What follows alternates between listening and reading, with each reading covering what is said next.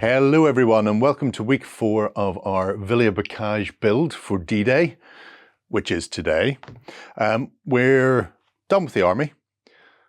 My Germans have to come home, but we've got the board to do and we're going for the path of least resistance on this board. So if you can come down to here for me, hopefully you can see this is the board setup that we need for Villers-Bocage. We have the buildings, of which there are something like 61 on this table. We have bocage hedgerows that we can reuse or repurpose, so that's nice. The only thing we really need to do is the roads, which was the major sort of pathways in to Villers-Bocage, from point 213 up that way, and the British were coming from back this way. So for this, rather than cut individual roads, we have some really nice browny grey cardboard that John had as packing material, and the sheets are so large that I think we can do it with minimal cuts. I just need to find 3 pieces that are relatively unscathed and clean, and then I can map out onto these where we're going to have our road sections at, draw them on, and then cut them. So where we see something like, he said, looking at the book upside down. Oh, I think I've gone too far there. There we go. So where we see a set of houses, like a square of houses, the roads that go round it will be one piece, essentially. So I'm going to cut out the sectional pieces so we only have a seamless road as much as humanly possible. Here it gets a bit frisky, but here is where we're going to have these sort of 2 longer pieces so that I can have the 2 runoffs.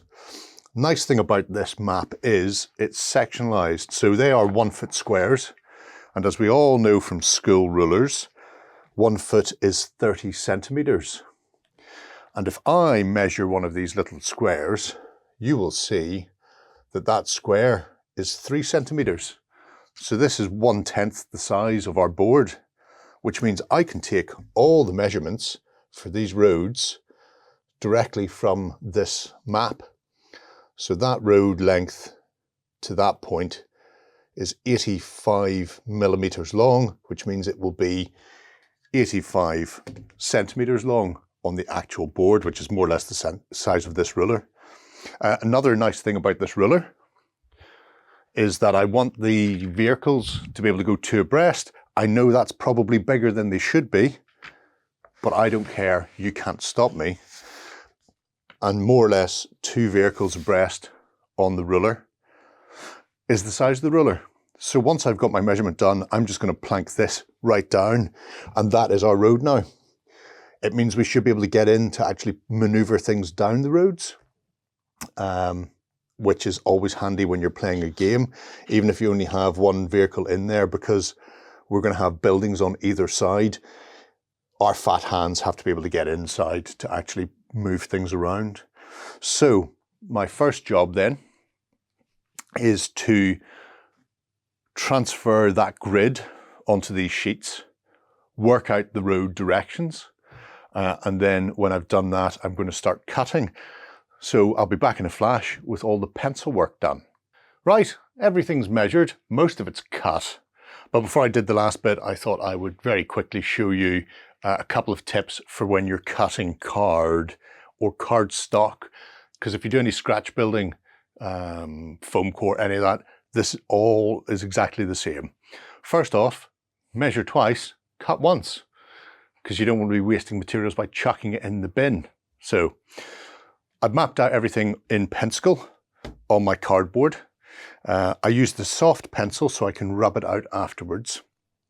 First tip, where possible, if you're going to cut, you've got a waste area and the area you want to save, in this case the roads. So in that case, if you can put your ruler over the area you want to save. Then that way, if you slip, you're slipping into waste and you're not cutting through something you need. Second tip is you never go through in one go. You always attempt to lightly score several times, and always with a clean, fresh blade. Bish, bish, bish. You don't want to go all the way through. If you've got a cutting mat, use a cutting mat, by the way. My third tip, you would think that that is a good way to go. But if I overrun, I'm going to be cutting through my road again.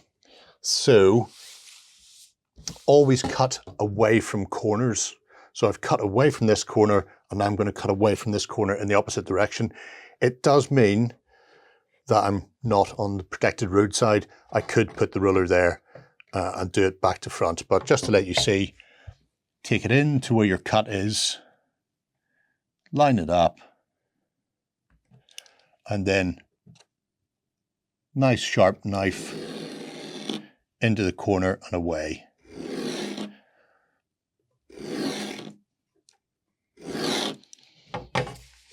And if I'm very lucky, that will be quite close to being all the way through.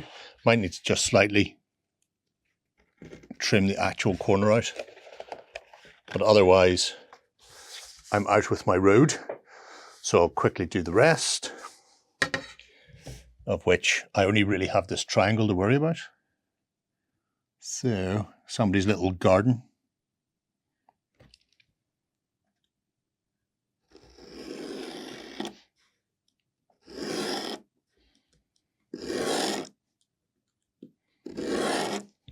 Unos. Sorry, I have to go round.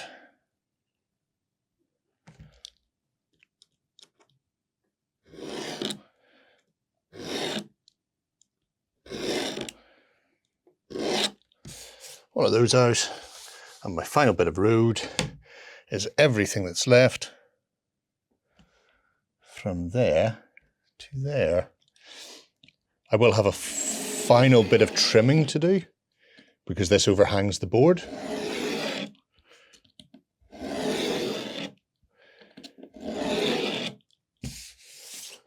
It goes away. There's my last bit of road. And if I do this, very gingerly, bring back my mat.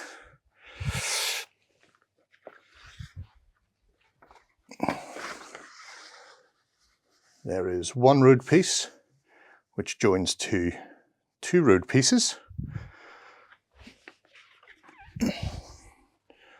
which joins to these road pieces. Bosh. Bish. Grand fab groovy. So, just need to trim off this very corner edge. I will probably tack these down via the medium of some double-sided tape to a green mat, so they sit flat and the roads don't separate. But otherwise I have the road layout done.